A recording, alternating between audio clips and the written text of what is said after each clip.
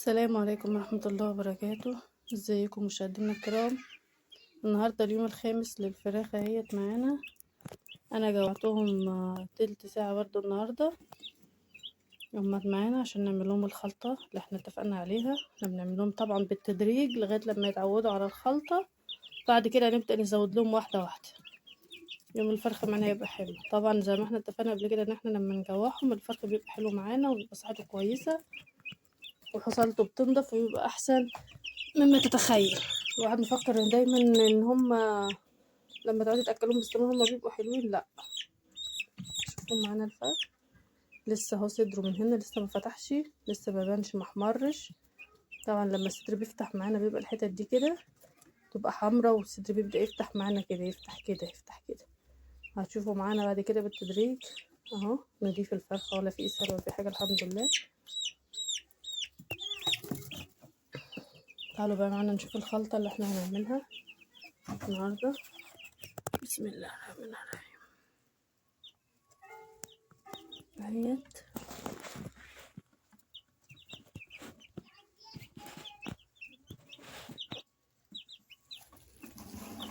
ديت بصلة مبشورة اهيت معانا، وفصين توم صغيرين دقنهم حلو، وحطينا عليهم نص معلقة عسل اسود ونص معلقة خل. انا حطيت العسل الاسود والخل وانا فوق عشان بحطهم على طول في التلاجة عشان الحاجة بتبوظ في الحر اللي احنا فيه ده. هنحط بقى معانا الحاجات اللي احنا حاطينهم عند الفراخ دايما عشان ايه دول مش بيبوظوا يعني فوق، حاجات جافة.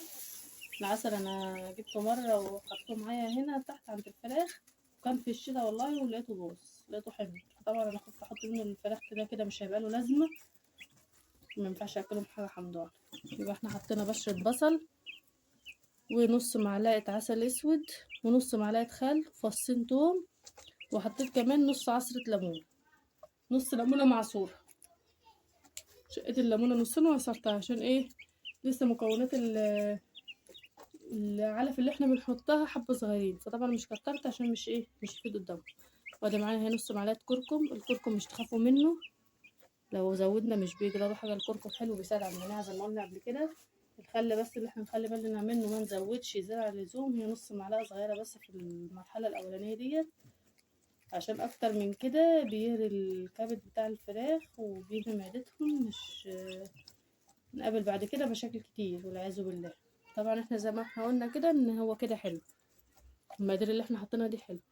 وادي هي نص معلقة كمون على كزبرة جافة، طحنينهم اهمت في الخلاط في الكبة اهم، نحطهم مع بعض. دي المكونات اللي احنا هنحطها مع بعض النهاردة زي ما احنا قلنا، وكل يوم بيفرق مع الفراخ، كل يوم بيفرق معاهم بيبقوا احسن. بس احنا نحاول ان احنا نتركهم كده، مش نحطهم في دماغنا، ما نتنيناش مراقبينهم باستمرار، لا. احنا هنخلي الفراخ تكبر براحتها كده ونحسس نفسنا ان هم ايه مش موجودين. اهو العلف معانا اهو، علف اهوت ناعم بادي اهوت. اهوت الخلطة معانا هنلخبطها مع بعض. هننزل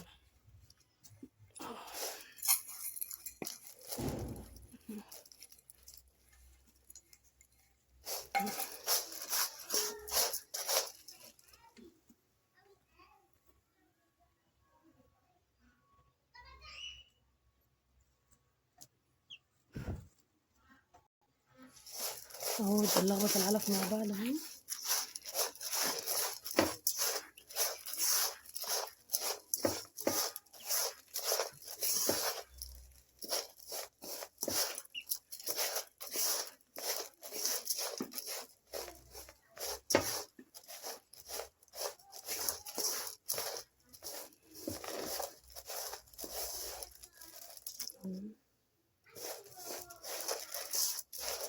والعلف تجانس مع بعض خالص اهو، بقى ايه مفروض اهوت مش باين اهوت اهوت. هنحطه بقى للفراخ نشوف مع بعض الفراخ. هي الفراخ معانا حطيت لهم الاكل. طبعا الفراخ لما بتبقي مجوعاها بتجري على الاكل بسرعه. طبعا العلافه باينه ان هي مش مليانه قوي، طبعا عشان قلت لكم انا حاطه على قد كميه الفراخ اللي عندي. عشان الاكل ما يفيدش قدامهم قوي، لان انا بسيب الفراخ الاكل قدامهم بس 3 ساعات بس مش اكتر. 3 ساعات ان شاء الله، وهشيل الاكل عنهم. ما شاء الله مرصوصين كده بانتظام، شكلهم ما شاء الله يفرح.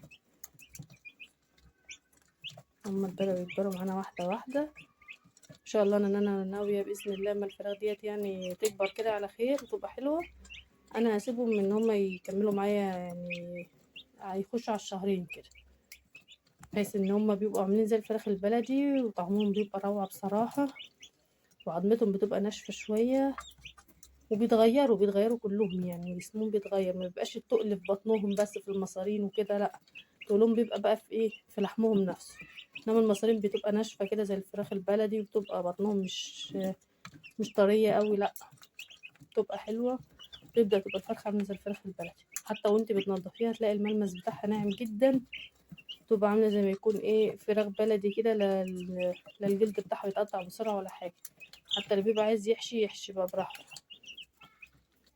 هما ما شاء الله عليهم فراخ حلوة كده. اليوم النهاردة بتاعنا اليوم الخامس خلص على خير، نبتدي مع بعض ان شاء الله بكرة نتقابل تاني في معلومة جديدة. يلا السلام عليكم ورحمة الله وبركاته.